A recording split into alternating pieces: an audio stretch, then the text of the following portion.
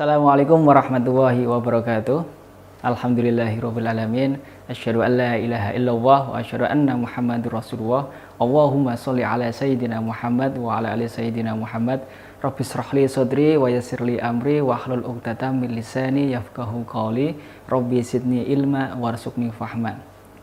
Rekan-rekan mahasiswa yang saya cintai, pada video kali ini kita akan membahas mengenai penjurnalan persediaan barang dagang dengan sistem periodik. Pada pertemuan yang lalu, kita sudah pernah membahas bahwa perusahaan dagang memiliki dua metode pencatatan persediaan barang dagang. Salah satunya adalah persediaan barang dagang dengan metode periodik. Nah, ini kita akan bahas secara mendalam pada kesempatan kali ini. Persediaan barang dagang itu adalah barang-barang yang disediakan untuk dijual kepada para konsumen selama periode normal kegiatan perusahaan. Berdasarkan PSAK nomor 14, persediaan barang dagang di sini adalah barang-barang yang menjadi aset dari perusahaan tersebut. Dan aset ini artinya dimiliki oleh perusahaan dagang tersebut. Bagaimana misalkan perusahaan dagang tersebut memiliki persediaan barang dagang kemudian dijual di toko-toko lain, misalkan di perusahaan lain dengan metode misalkan konsinyasi atau titipan, itu dalam PSAK dikatakan itu termasuk bagian dari aset persediaan barang dagang. Tetapi apabila perusahaan tersebut itu memiliki barang konsinyasi dari perusahaan lain atau dititipkan kepada perusahaan dia, maka itu tidak termasuk persediaan barang dagang. Jadi artinya persediaan barang dagang ini adalah persediaan yang benar-benar menjadi aset dari perusahaan tersebut. Mengapa perusahaan dagang ini di hal ini adalah persediaan barang dagang ini sangat penting? Yang pertama adalah persediaan adalah aset yang signifikan dan untuk kebanyakan perusahaan merupakan aset yang terbesar. Karena usaha utamanya itu adalah menjual barang dagang, maka artinya aset persediaan ini menjadi kebutuhan yang sangat penting. Dan ini harus dikontrol dengan baik. Kemudian yang kedua, persediaan merupakan pusat aktivitas utama dari perusahaan dagang.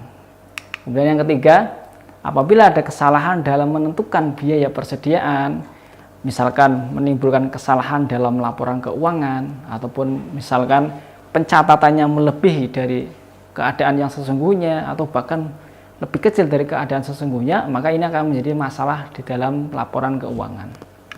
Dan yang terakhir adalah persediaan harus dilindungi dari berbagai resiko eksternal, misalkan ada kebakaran, ada pencurian, ya, bahkan penipuan internal oleh pegawai perusahaan tersebut. Nah, ini makanya persediaan barang ini harus benar-benar dikontrol, bagaimana penggunaannya, bagaimana pengawasannya, dan juga bagaimana pencatatannya. Di dalam perusahaan dagang, nanti persediaan dagang ini akan terbagi menjadi dua, yaitu persediaan barang dagang awal dan persediaan barang dagang akhir.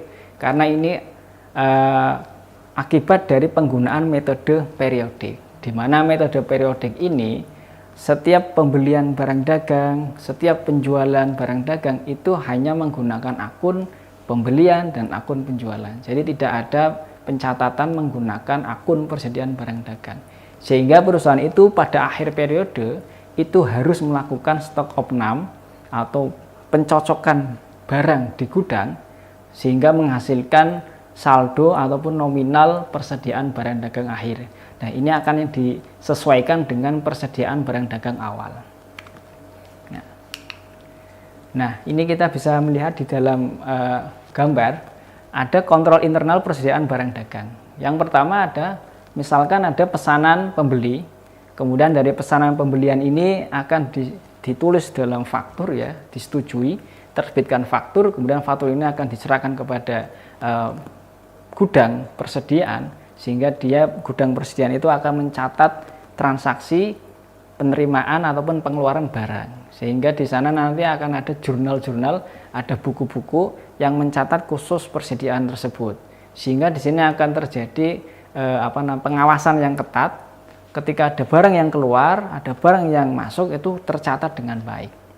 Inilah kontrol internal yang dapat dilakukan oleh perusahaan dagang. Nah, bagaimana pengaruhnya persediaan barang dagang ini pada laporan keuangan? Mengingat bahwa persediaan barang dagang ini menjadi aset yang tinggi, aset yang besar bagi perusahaan dagang, karena sebagai aktivitas utamanya, maka persediaan barang dagang memiliki pengaruh yang sangat signifikan kepada aktiva, kemudian kepada kewajiban, kepada ekuitas.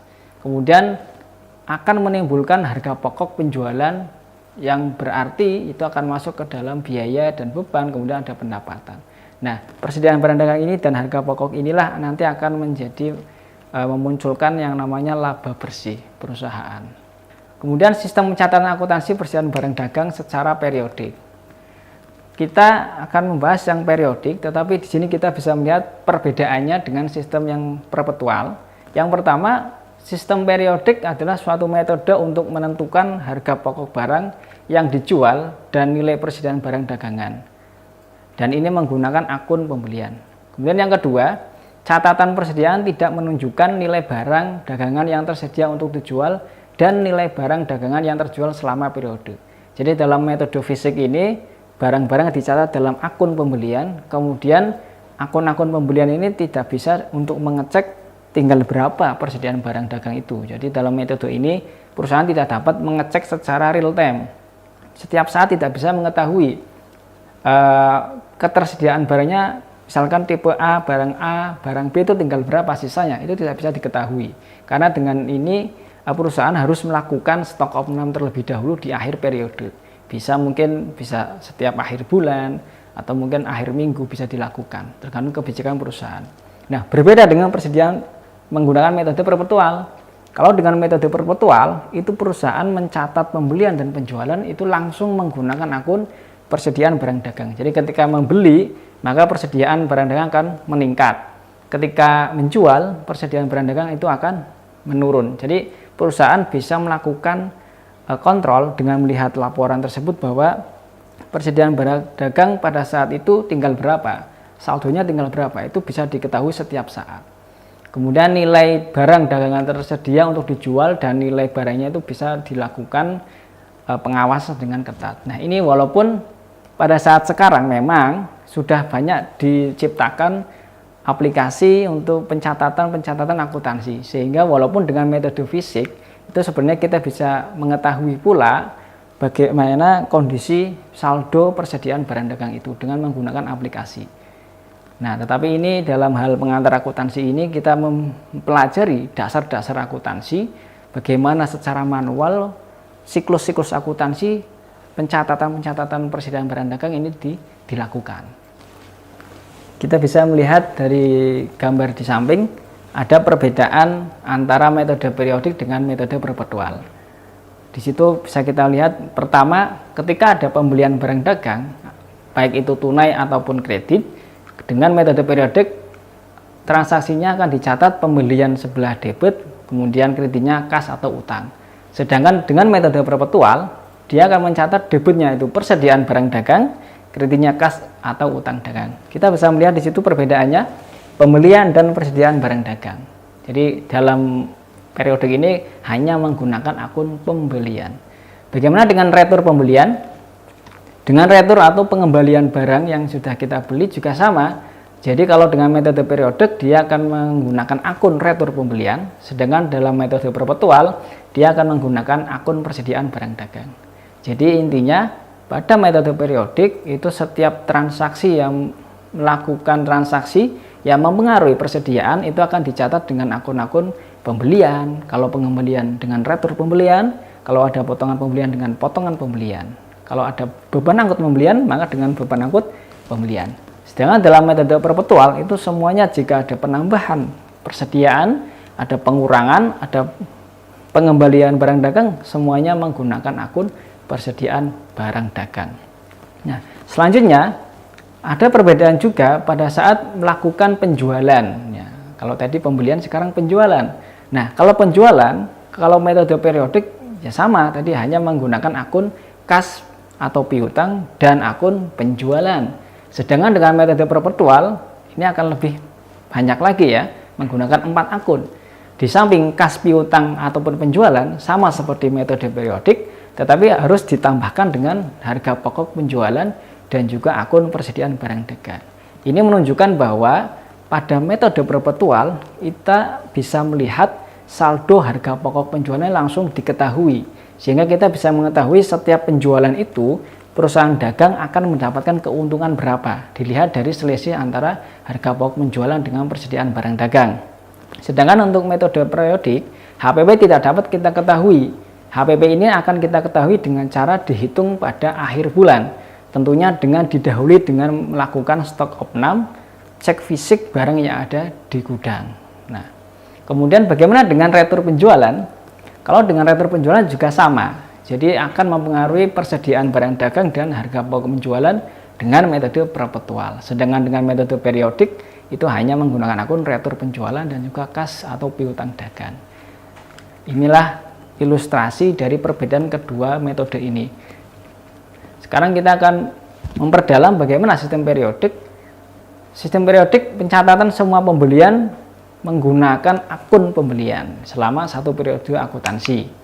Sebagai contoh, kita bisa melihat contohnya transaksi pembelian ya. Pada tanggal 1 September tahun 2020, PT Komputek membeli barang dagang dari PT Lenovo seharga 9 juta dengan syarat 2/10N45. Ini transaksi secara kredit, ada syarat 2/10N45. Sebagai penjual sebagai pembeli dia akan mencatat akun pembelian 9 juta, kemudian utang dagang kepada PT Lenovo sebesar 9 juta. Nah, ini karena kita menggunakan metode periodik maka hanya menggunakan akun pembelian. Selanjutnya, bagaimana dengan transaksi biaya angkut? Nah, misalkan transaksinya adalah membeli barang dagang dari PT Lenovo seharga 9 juta, kemudian disertai dengan syarat FOB shipping point, biaya angkutnya sebesar 400.000.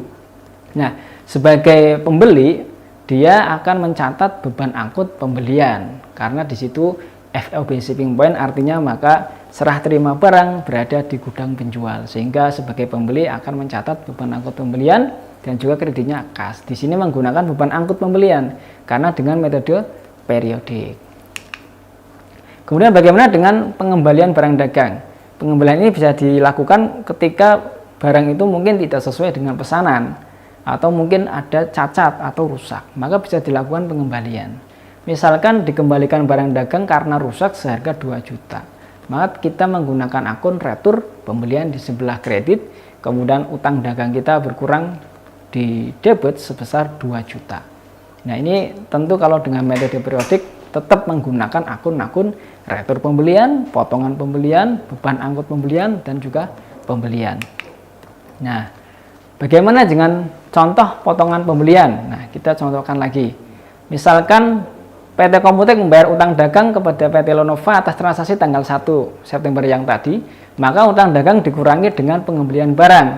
Jadi tadi utang dagang kita ada 9 juta, kemudian dikurangi dengan pengembalian, tadi ada 2 juta, sehingga utang dagangnya senilai 7 juta. Dan potongannya 2% karena pembayarannya atau pelunasannya itu kurang dari 10 hari, sehingga dia mendapatkan potongan 2%. Maka jurnalnya adalah debit utang dagang sebesar 7 juta, utang dagangnya berkurang, kemudian potongan pembeliannya bertambah 140.000, kemudian kasnya berkurang 6.860.000. Ini adalah contoh-contoh transaksi dengan menggunakan metode periodik. Nah, sekarang kita akan menghitung perhitungan pembelian bersih. Cara menghitung pembelian bersih itu dengan cara adalah pembelian kita jumlahkan dengan beban angkut pembelian. Sebagai contoh, pembelian 9 juta, kemudian beban angkutnya 400, maka totalnya 9.400.000. Nah, dari proses pembelian ini ternyata kita mengembalikan barang yang kita beli, maka ada retur. Kemudian dari pembelian ini kita memperoleh potongan pembelian. Nah, maka ada potongan. Nah, ini akan mengurangkan. Di sini dicontohkan returnya 2 juta, potongan pembeliannya 140.000, sehingga totalnya 2.140.000. Nah, ini kita kurangkan dengan pembelian yang tadi, sehingga akan diperoleh angka 7.260.000. Inilah dikatakan pembelian bersih. Jadi pembelian bersih itu adalah pembelian setelah ditambah dengan beban angkut pembelian dikurangi dengan retur dan potongan pembelian. Nah, ini sebagai contoh ya transaksi penjualan sekarang. Untuk transaksi penjualan kita juga sama menggunakan akun penjualan. Contohnya di sini PT Komputek menjual barang dagang kepada Tuan Arif seharga 15 juta dengan syarat 2/10 N30. Maka kita akan mendebit piutang dagang dan juga kredit penjualan. Begitu juga dengan retur penjualan. Kita akan menggunakan akun retur penjualan ya. Sebagai contoh tadi dikembalikan seharga 1 juta ya oleh Tuan Arif, maka secara otomatis piutang dagang Tuan Arif akan berkurang di sebelah kredit, kemudian retur penjualan akan bertambah di sebelah debit. Kemudian transaksi tentang potongan. Nah, ketika dilunasi, maka Tuan Arif ini akan memperoleh potongan sebesar berapa persen sesuai persyaratan yang telah ditentukan. Hal ini juga akan menimbulkan akun potongan penjualan. Jadi begitu juga dengan akun-akun penjualan, juga menggunakan akun-akun penjualan, potongan penjualan, retur penjualan. Jadi karena menggunakan metode fisik, maka akun-akun tersebut akan muncul di setiap transaksi. Begitu juga dengan perhitungan penjualan bersih. Nah, penjualan bersih dihitung dengan cara sama seperti tadi pembelian, hanya saja di sini nanti penjualan hanya dikurangkan dengan retur penjualan dengan potongan penjualan, sehingga akan diperoleh penjualan bersih. Bagaimana dengan misalkan ada biaya angkut penjualan ya, kemudian ada misalkan biaya-biaya lain penyerta dari penjualan itu nanti akan masuk ke dalam biaya-biaya operasional, sehingga tidak boleh dimasukkan ke dalam perhitungan penjualan bersih ini. Yang terakhir adalah bagaimana kita menghitung harga pokok penjualan. HPP ini adalah harga pokok barang yang telah laku dijual. Rumusnya HPP itu adalah persediaan barang dagang awal ditambah dengan pembelian bersih dikurangi dengan persediaan akhir. Di mana pembelian bersih tadi sudah kita berikan rumusnya, pembelian dikurangi dengan retur dan potongan dan juga ditambah dengan biaya angkut. Kemudian dijumlahkan dengan persediaan awal dan dikurangi dengan persediaan akhir. Persediaan akhir ini diperoleh dari stok opnam oleh perusahaan, sehingga diperoleh HPP, harga pokok penjualan. Nih sebagai ilustrasi kita bisa melihat di sini ilustrasinya. Ada persediaan ya, kemudian ada BTUD, yaitu barang tersedia untuk dijual, itu artinya dari persediaan barang dagang awal ditambah dengan pembelian bersih, sehingga kita bisa memperoleh BTUD dikurangi persediaan akhir, maka kita peroleh harga pokok penjualan. Nah, demikian adalah perhitungan cara untuk menghitung HPP. Demikian penjelasan dari saya bagaimana pencatatan akuntansi dengan menggunakan metode periodik, dan bagaimana cara kita menghitung HPP untuk perusahaan dagang yang menggunakan metode periodik. Semoga bermanfaat. Kita ketemu lagi pada video pembelajaran berikutnya. Assalamualaikum warahmatullahi wabarakatuh.